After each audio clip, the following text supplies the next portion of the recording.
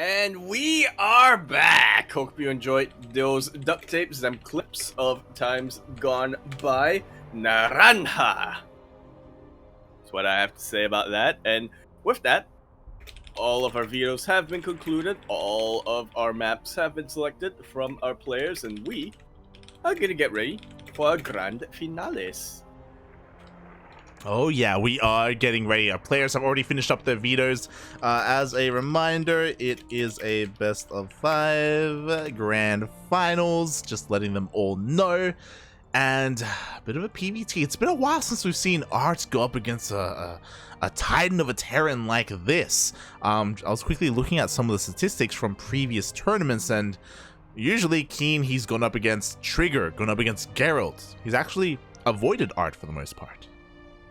Wow, that is unbelievable. I gotta be honest with you, like, yeah, I usually expect, usually when we expect, they have signed up for the most part, some of the same tournaments, and usually expect them to meet at least once or twice. But guess that's just how the seeding goes. Yeah, They can only face each other in the grand finals, and finally, we see them both facing off here in that grand finals. oh yeah, exactly.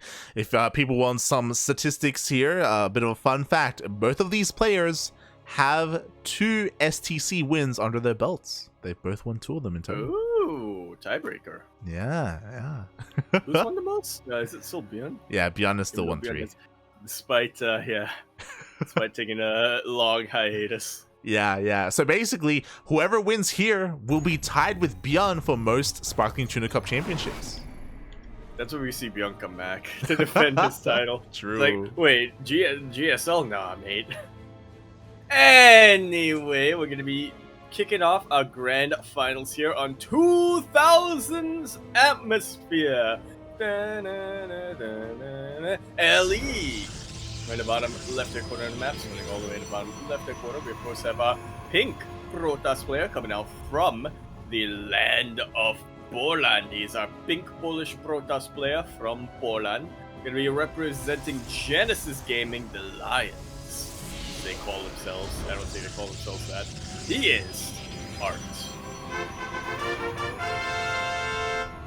And spawning in the top right-hand corner of 2000 Atmospheres ALE, we have the South Korean Terran player representing Kwangdong Freaks. It is KeeN.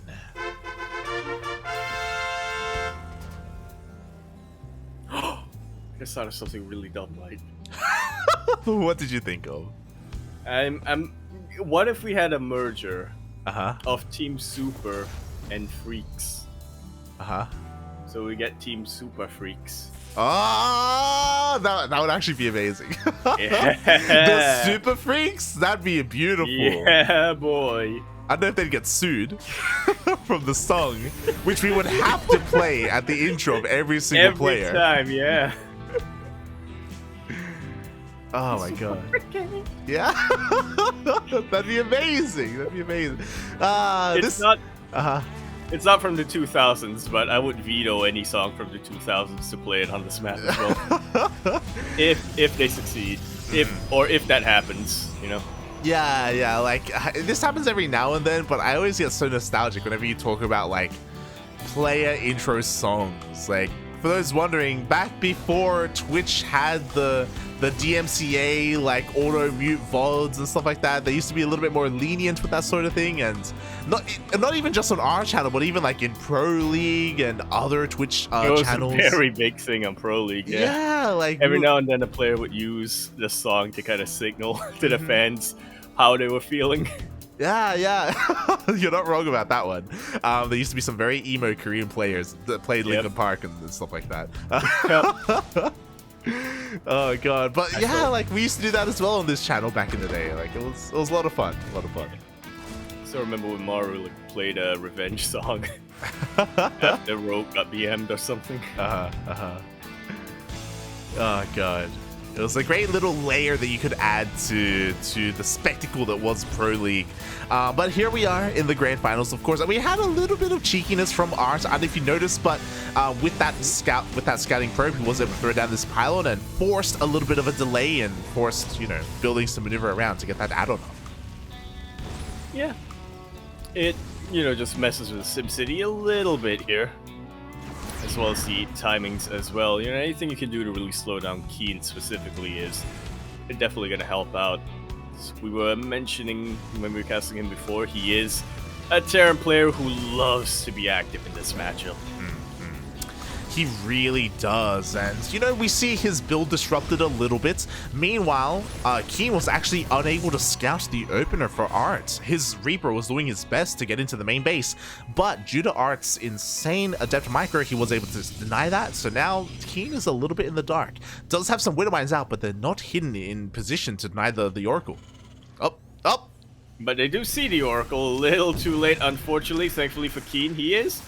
He has switched up his build a little bit, but he still didn't neglect the Marines whatsoever, so he has at least some form of anti-air here. But what about anti-adepts? Oh my god, the Widow Mines are not here at all. We do have some decent target fire on the Oracle. The Oracle survives, and the Adepts clean up the majority of the Marines.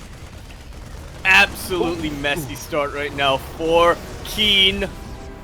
And we'll see if he's able to recover from this. I definitely have faith in KeeN, especially after watching his game against Nightmare, where it looked like he was down quite a bit, but somehow was able to bring it back. But ArT is nothing if not solidly defensive, or at least his defense is solid, is what I meant to say. Good. We'll see how good his reaction times are here as well, because something that's important is that KeeN was in the middle of going for a Widow Mine drop, but because of everything that happened, the Widow Mines were forced to stay at home, and even if he tried to commit, which ArT was hoping for, there are Phoenixes out. ArT was hoping to catch that medevac as it was leaving to go for the drop. Instead, KeeN, he's forced to stay at home. Yeah, already completely thrown off his game. At least in the beginning, and yeah, he's gonna have to go back to the drawing board. He's gonna have to think, all right, what's plan B? How do I want to play it out from here? Yeah, exactly. I do appreciate that he didn't go out with that drop, by the way. He kept everything at home. He doesn't want to lose things needlessly. He slips across the map with a Hellion, and he will confirm the timing of this third base and how saturated it is. So he confirms how greedy ArT is being. Like, he threw down this third base pretty quickly, all things considered, as he was being aggressive across the map. So again, he's keeping KeeN contained, and he's taking advantage of that by taking that third. Absolutely. KeeN is gonna have to do something to punish that greed, but ArT is making it difficult on him, to say the least. I think KeeN is building up a little bit with his stim and with his combat shield. He wants to hit a pretty strong timing to, again, just punish that third base and punish that greed of KeeN. But there is a proxy gateway out here right now, so ArT wants to just continue suffocating KeeN and starving him out as much as possible. I mean, mate, that's a lot of gates. Like, we have 5 gates on the way, 2 already done, so 7 in total. Charge is about to finish up with +1 as well. So ArT, he's committed to this mass kind of gateway composition. It makes sense, you know, he's going to be delaying his splash damage for quite some time, but he can afford to do so because he knows that KeeN is, for the time being, stuck on two bases, and ArT is going to make it a nightmare for KeeN to try and expand and take a third. I get it. He's harnessing his inner nightmare, mate. He's doing it. And I do kind of wonder a little bit how this hero dynamic will play out. KeeN, one thing I will say that he's got going for him, he didn't produce too many tanks, which it is one of the few scenarios where this is actually advantageous. He's got Widow Mines and Cyclones instead, but again, comes down to how he utilizes them. Oh yeah, definitely.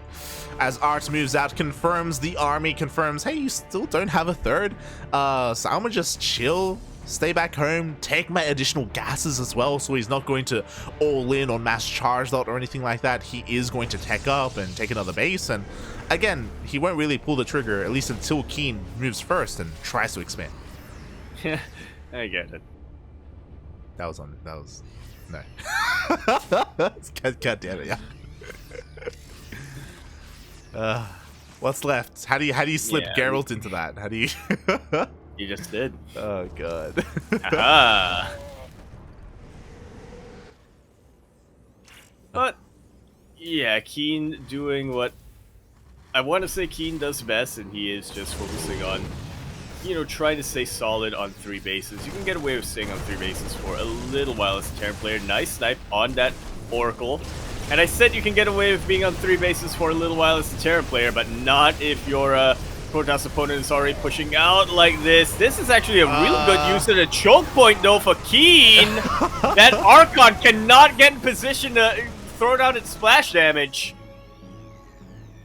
Wow. That was crazy. I don't know if you noticed what happened there, but KeeN hold position the SCVs. It messed up the AI of these Protoss army because it was on A move, and ArT just lost like 10 plus zealots for free there. Yeah, 17. Oh my god. Defense. 17 zealots, 2 Archons as well.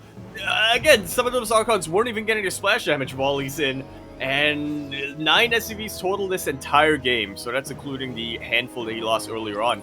This was about as efficient of a defense you can really get, considering the circumstances, and just like that, KeeN has a chance again. That was, mate, that was like, if ArT had recognized what was happening, if he had controlled that a little bit better, he could have just ended the game then and there. Like, that was a terrifying timing, especially because he sniped one of the Widowmines, so there was only 1 Widowmine to defend. He also picked up the Marauder, so it was pure Marine against charged up Archon. But just the control from KeeN was crazy, and just like that, he's in a good position now. I was literally speechless when I witnessed that, lad. I was like, or when I witnessed the aftermath of that, rather, I was like, oh, this is a massive army. And it's a massive army of Zealots and Archons. KeeN pretty much only has Marines here. Yeah, this is... But no, apparently not. KeeN... I mean, again, that's a very good reason why KeeN is a pro player and psyched to the freaks. And I'm not. Yeah, he's crazy, you know, mate. Something that I don't, man. And I feel like ArT knows he has to meet his craziness. He has to go full super freak, so he goes for a ninja base. Oh. Oh my god. I love it. ArT actually does this fairly often. So if you're familiar with ArT as a player, then you should be out, like, on the lookout for this sort of stuff. But I doubt like, how many times has KeeN really faced off against ArT in like a competitive setting? Like, I doubt he'd be even thinking about this. Yeah, I think half the time when ArT was in Korea was when KeeN was in the military. True. So yeah, it's not, you can't even go back and think, well, you know, they probably faced on like ladder or in the tournaments, but they may have. I'm not sure how likely that is. Yeah, they may have. We'll see. As ArT, he's kind of, you know, taking up. He's working on his splash damage, getting his double Colossus production up and running. He's actually being even more greedy, immediately taking up into Sky Toss. He has to be careful not to throw away too much here because, again, he's very vulnerable in mid transition. Oof. Yeah, especially considering the fact that KeeN is almost maxed out. Yeah. I'll say that KeeN is missing those Liberators now, but I mean, he's got to recognize that pretty soon. He's got to be thinking, all right, what can I trade out to get a better late game army? Fantastic Widowmine connections as well. Yeah, exactly. Meanwhile, there's even a hidden Widowmine here, keeping an eye on the army, but there we go. It is finally cleaned up. Again, I feel like ArT needs to get out of here before he loses too much. He still has carriers on the way. He'll lose a Colossus and an Observer at the very least, and again... just a very efficient fight from KeeN here. That's not an what? I thought that was my apologies. I thought that was a Nexus. I thought that was a Nexus too. Wait, what? Did he cancel it? Am I crazy? I'm gonna say he was getting a Nexus and then cancel it because I don't want to look that because I want to look like you know. Yeah. I don't want to look crazy. I think we are crazy. I don't think that was a Nexus. No, he canceled it. I don't want to admit that I was wrong. Okay. Well, I think because I think it may have never been a Nexus. We'll see. Regardless, ArT, he's expanding. He's taking another base, so it's all good. I went over here to see if he was saturated, but again, you know, it's getting late here in Australia. All right, we don't know what the hell we're talking about. Oh god, but you know what is happening? ArT is slowly getting away with this tech transition. Like, the carriers are coming out, and KeeN, like, he's still for the most part at home. Yeah, and once again, just looking to unit compositions, I'm not convinced that KeeN has what it takes to take on ArT in a hit-on engagement. So we'll see Marines, Marauders, and honestly, a lot of Marines can do decently against pure carriers, but not when you have a couple of Colossus, Stalkers as well thrown into the mix like that. So I appreciate that he's just going for multi-progs instead. That was a kill! Not a cancel! It looked like ArT. Oh man, it was so close too.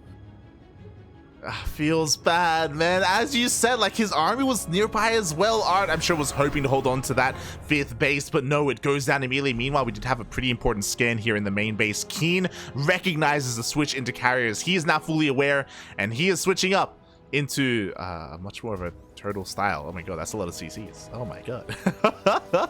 Yep.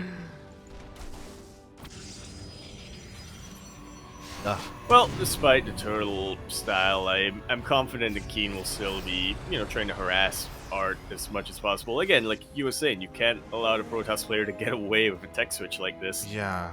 They have to be punished either in terms of the technology or in terms of the economy. Hey, he's getting everything. So I was a little bit concerned because he made a wave of Liberators, but I think he's going to be done here for the time being. Lib range is on the way. Nukes are on the way as well. Yep. He's going full lake game. Let's go. It's going full Maru. Oh! Taking out the Robo Bay. I mean, it's a nice thing to get, but again, at this point, I believe ArT has fully committed to the tech transition. Nice couple of EMPs. Yeah, the EMPs are looking pretty good, but the Protoss army is looking a little bit better. He's going to be able to chase all of this down and clean up the army of KeeN. The big question is, was this worth it? KeeN, he got a Robo Bay, but that's kind of it. Oh, it would have been worth it if he got a nuke. Mate, ArT is maxed out. KeeN just dropped 50 supply. Yeah, questionable on the retreat there. I mean, I get that KeeN was trying to free up a little bit of supply so he can transition to more of a Sky Terran army, but you don't want to drop 50 all at once. Exactly. He does have a little Liberators to help defend, but again, carriers don't give a damn about your Liberators. Like, I'm really concerned here for KeeN. He has to hold on a little bit longer to make up for that lost supply. Yeah, needs to remake a couple of goals. A couple of EMPs will definitely turn the favor a little bit here for KeeN. But the carriers and the Colossus, are they still Colossus? Yeah, they're still Colossus. They're doing a really good job of sorting out those ghosts.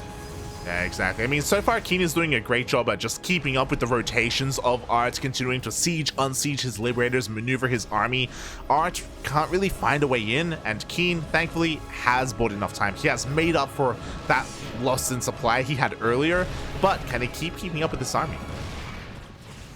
Well, we're about to find out. A couple of carriers are exposed, and with that, the Vikings will dip in and take out a couple. I love using the Liberator's anti-air against the Interceptors, especially because the Interceptors, they have such low health and they tend to punch up like that. Oh, yeah. That they do, and because of that, what are we going to see to replace those carriers? I think I saw a Tempest in production earlier. Yes, we do have one Tempest. It is on the way. The Tempest would be great. He can't make any more because he's maxed out. Yeah, unfortunately. And he doesn't want to pull a KeeN and drop 50 supply all at once, so he has to be careful.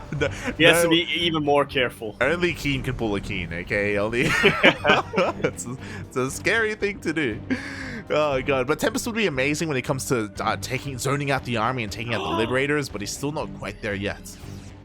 Do you see what I see?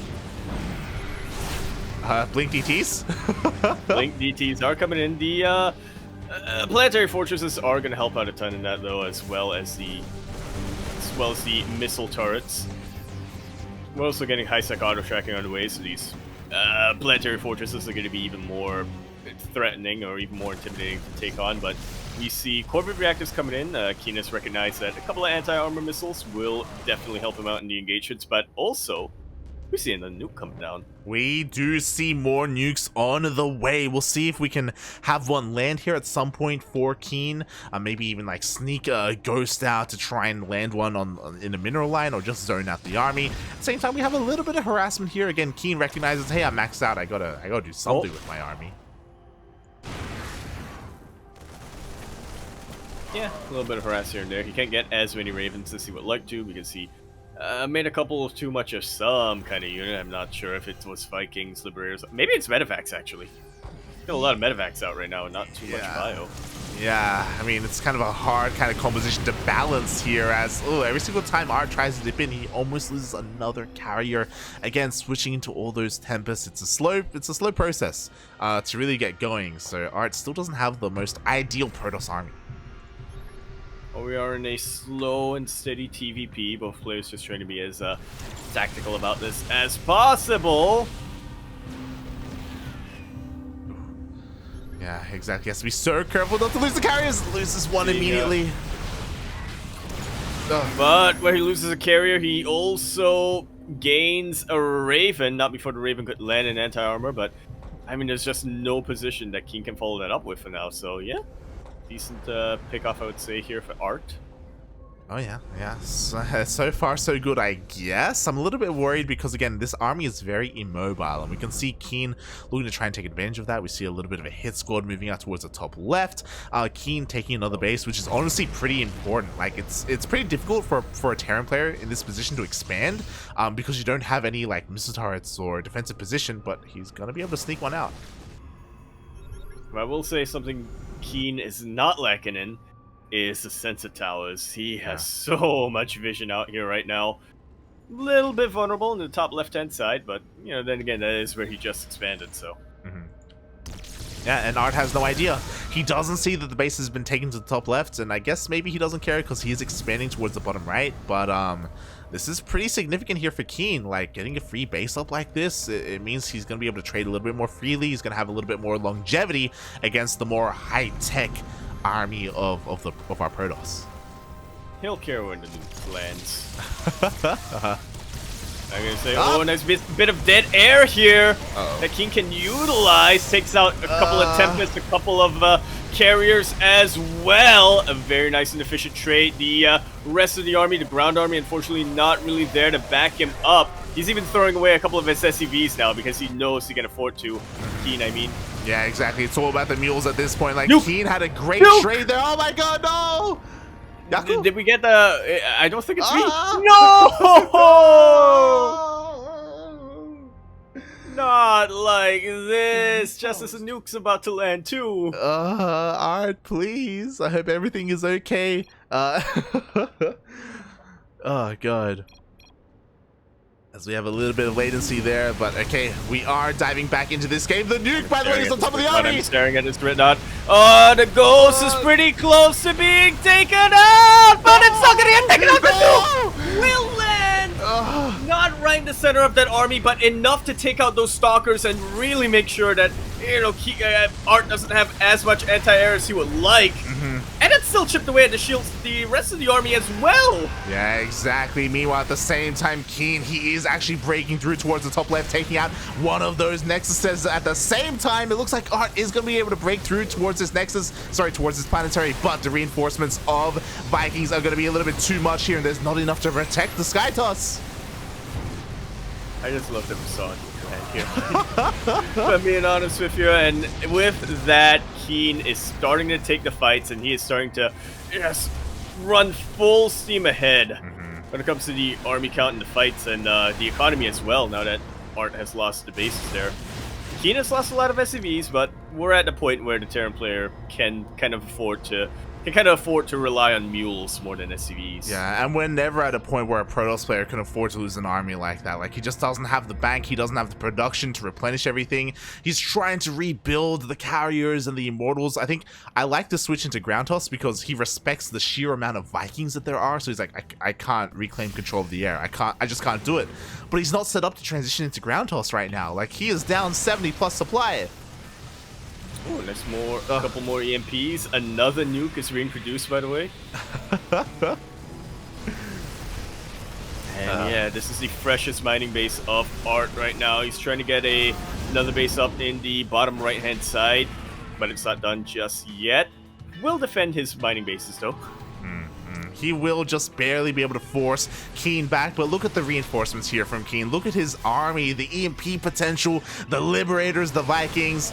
He may not even need his Sky Terran, to be honest. Like, even with just pure bio, he may just be able to force his way through. KeeN is definitely respecting the army of ArT right now. The last thing he wants to do is throw his advantage by inting his army, but Yeah, I kind of wonder if he has to be, if he has to take this many precautions. I mean, he just zones out the army. There's no way up this ramp. There are ghosts as well. ArT, he's going to try and rotate around to bypass all those libs. But the libs, they unsiege. They're going to be able to reposition. Ghosts? Up. Ghosts to land their EMPs, and the bio turns around to meet the rest of this army. I think this is the final stand of ArT, and that, should just about be it for this game. GG is called, and KeeN takes a very back and forth game number 1, man. What is it about KeeN where when it looks like his Protoss opponent is very solid, hasn't won the game outright yet, but still looks untouchable, somehow KeeN will win a fight and just turn it completely on its head. Yeah, God. My God. Well, to be fair, especially that final fight with the Sky Toss, so I guess the second last big fight, it started horribly for ArT. If you remember, it started with KeeN coming in with all his Vikings, and he sniped 3 Tempests and I want to say 2 Carriers before any big engagement happened. It was it was already a rough start there for ArT. He just committed to the fight. It's mate, calm down. You have a bank. Back off, right? Go back to your Nexuses. Try and rebuild your army. But no, he was committed at that point. And then, I mean, we saw what happened, especially with the nukes. Oh. Oh yeah. Oh, that was beautiful. Oh God. I was staring at that ghost that was targeting down the reticule. I was like, the interceptors are right above it, man. They're right above it, but they're targeting something else right now. And then the nuke landed. Dead. Yeah. Fun fact: there were 2 ghosts next to each other, and he was targeting the one on the right when the one on the left was actually doing the nuke. I think halfway through, ArT did end up losing his detection anyway, so he couldn't stop it. And yeah. Well, it wasn't as bad as it could have been. True. It was behind the army instead of on top of the army, I guess. Yeah. Well, I mean, again, to be fair, it did take out the majority of Stalkers too, so anti became more lacking after that. But yeah, that was an explosive game number 1. Very dynamic. It was so close the entire time. Even though, there were moments where we're like, oh yeah, ArT has the advantage or KeeN has the advantage. They were both able to claw their way back and make their opponent fight for their life in that game. And that was just game number 1 of this best of 5 series. No lower bracket, so no point advantage. We can go to a full 5 games potentially, and I feel like we may, just looking at how well our players are doing. Exactly, because despite this game in the end going in KeeN's favor, it wasn't one-sided by any means. You were talking about it. There was that moment where KeeN just threw away 50 supply, and it was like, oh my God. Yep. It was in full defense mode. And we even saw moments where ArT, he was taking advantage of the situation. He was taking up very quickly into Sky Toss. He was taking base after base. He was looking very good as well. It did seem relatively even for a very long time between our 2 players. And speaking of 2 players, it looks like ArT does have a little bit of network issues that he's resolving right now. He's actually offline in game right now, and there was a little bit of lag earlier on. So yeah, my assumption is that he's working on resolving that. Yeah, I just got messaged by ArT on Discord. He said his internet went down completely. Yeah. Unfortunate there. Hopefully it's not anything too serious. I mean, I don't want to recommend using mobile hotspot, but I mean, if that gets us more games, then I'm full for it. But yeah, again, hopefully it's nothing too serious. It's not it's not like a Mio Micah situation or anything like that. Hopefully it is just maybe he just needs to reset his router or something. Yeah, we'll Fingers crossed. Yeah, we'll see how this goes. ArT, of course, does have internet on his phone. So I'm letting him know, hey, if you need to, you can use your mobile hotspot to connect to the internet. We don't know how serious it is if he tries to wait for his home internet to come back. But yeah, it's such a shame. Obviously it's the problem with online tournaments, but sometimes things like this can happen where things out of your control can stop you from playing the game. Yeah. In Control's case, it was Corona. You're not wrong. Oh god. But yeah, it would be a shame if that's Mhm. one, if that's how it ended. That would be the biggest shame. But I mean, it's also in general would be a shame to be having to play with, a little bit more of a spotty network, especially in PvT, where it is a very micro intensive matchup on both sides. As much as we like to meme the Protoss death wall, no, you really do need to make sure you position your storms correctly. You need to make sure you do nail the force fields. Well, I guess force fields aren't as much of a thing in PvT, but still, there is a lot of micro involved for both the Terran and the Protoss side in this matchup. Yeah. God, I'm just gonna let KeeN know as well. Yeah. Oh, right. We should update him there.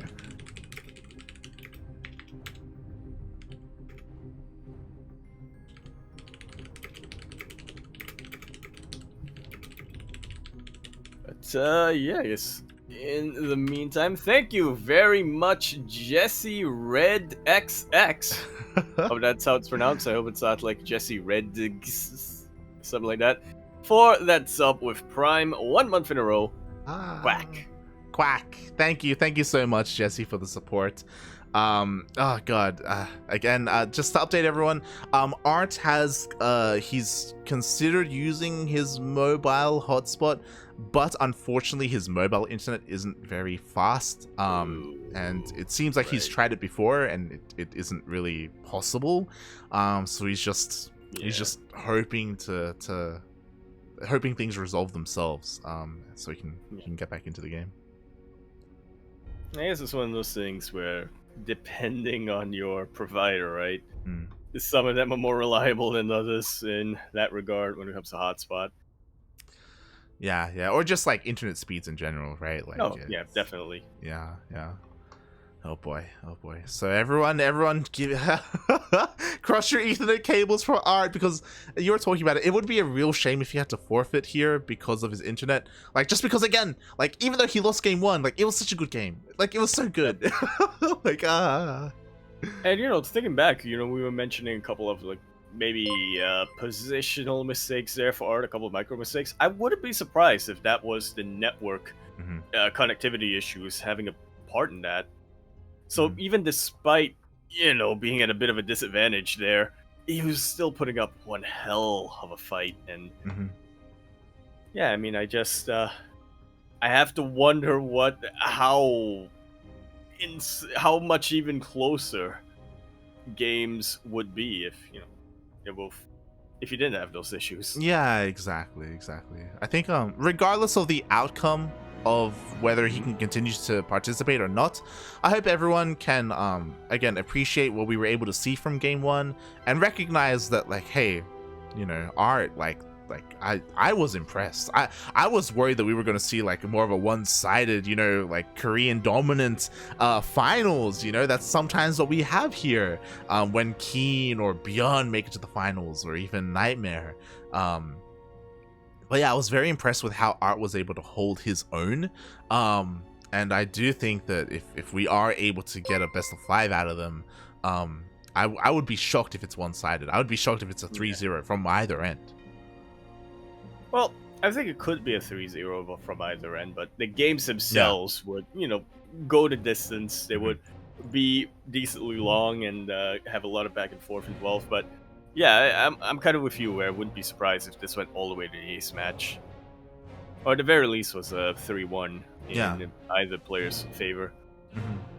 Yeah, I mean, that's one of the great things about this tournament, is that we have been able to see certain players grow over time, like Trigger, like Chance, like ArT, like Geralt. They've all been improving, and I mean, it makes sense. They need to be improving, because something that I got a little bit of anxiety when I saw it, when I looked at the calendar. Next month are the DreamHack qualifiers. We're already there. DreamHack Summer is upon us. It's on the horizon just next month. Like, all the qualifiers are starting up again. The ESL Pro Tour for this year is going to be in full swing, and that is where things are going to matter most for all these players. Like, they need to be in peak top form if they want to be a part of that DreamHack and even make it to the offline finals.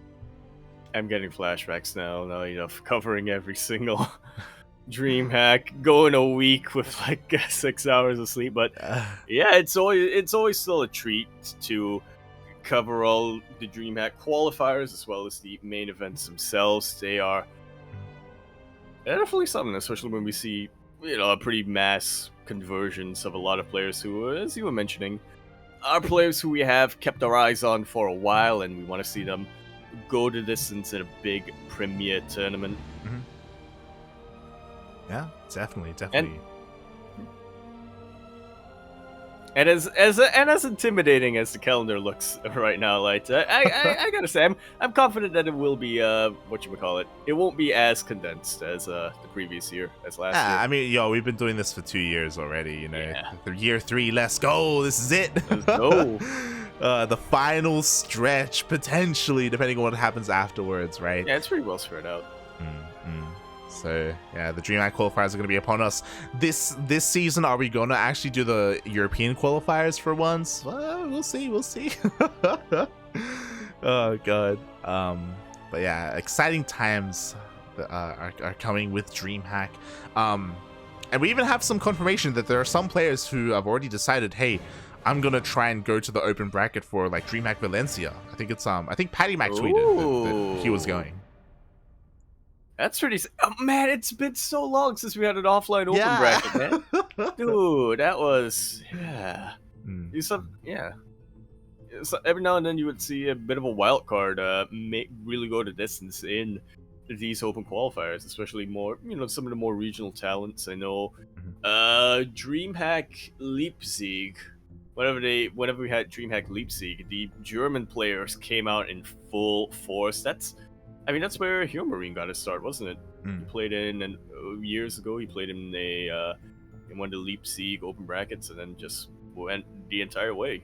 Yeah. I remember even years before that, like that's when the Legion of Koreans would fly over, into that open bracket. I remember XKT first he was one of those players who just he went to an open bracket. He won the entire tournament. He just fought his way through the gauntlet. Oh god.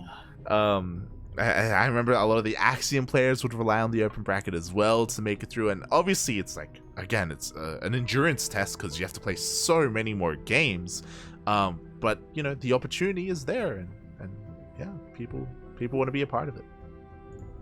Yeah. I'm especially excited because summer will... Yes, wait, winter is Austin and summer is Valencia, yeah? I believe that's how it works. I'm especially excited because Valencia is in Spain. It is. Oh, God. It is in Spain. I used to use the Ian intro. God damn it, Yaku. God damn it. But I did just get messaged by ArT. I'm not sure. That tone isn't very reassuring for me. Yeah. He has let us know that unfortunately there is no sign of the internet coming back. He doesn't know what the issue is. He doesn't know if the internet is down in his whole region or if there's like maintenance going on for his service provider or something. I don't know. But he has decided to forfeit. Man. Honestly, such a shame. I mean, he has made it all the way here to the finals, and he has fought his way the entire time, but well, I mean, I'm saying that to try to like cushion the blow. I mean, it's like I mean, ArT did really, really well, but it's because he did really, really well here that it's even more heartbreaking that something completely out of his control is why he has to kind of forfeit here and settle for silver. Again, I really, really think that without any internet issues, ArT would be able to go all the way. Would he beat KeeN? Well, that's a different story, but at the very least it would have been extremely close. He would have been able to beat KeeN. Whether or not he could beat KeeN. Yeah. He absolutely could beat KeeN. Whether or not he would or not, I mean, is something that we'll never that we won't find out until they face again. Yeah.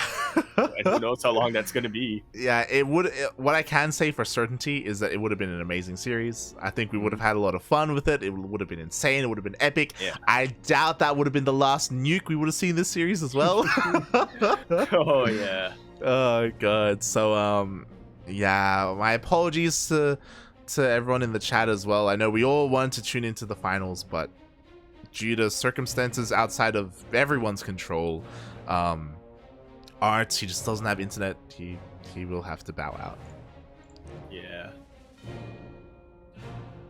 No shame, but you know, we did have a lot of really good games going on today, and this is not the final Sparkling Tuna Cup, and even outside of Sparkling Tuna Cups, I'm pretty sure we're going to see a whole lot more of ArT on, well, I guess not specifically on this channel, but we're going to be covering ArT as well in some of the other things that we cast coming up pretty soon. Yeah, like he like when he messaged me, he's like, I hope everyone enjoyed the nuke. And he's like, I'll see you guys next week. So he'll be there every single Sparkling Tuna Cup. ArT, he is one of those consistent signups.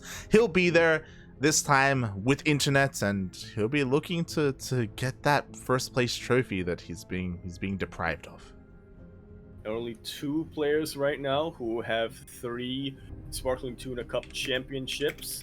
ArT is very close to meeting that, to becoming the 3rd, I should say. That's a much better way of phrasing that. Definitely. Oh boy. But with that, I also want to, it's a little bit awkward, but thank you, massive shout out to Mr. Takua, who also subscribed with Twitch Prime. So thank you so much for the subs. Thank you so much. I hope everyone who joined us from Eba's stream has enjoyed themselves, and pester Eba to also sign up for more STCs, because he's been here like twice, I think, and only twice. Yeah, get him to play in more. We need him. We need all of them. We need more Zerg. He's a Zerg player. That's why I know him. That's why I remember him. He was one of the few Zergs that played. Yeah, I was gonna say.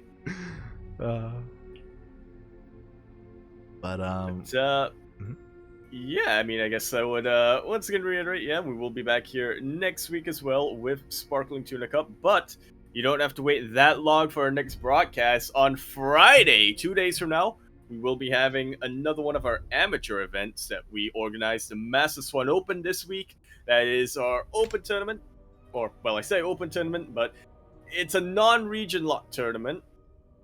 Although you might have a little bit of difficulty playing unless you're Degen, if you're from NA or EU, unless you're a degenerate.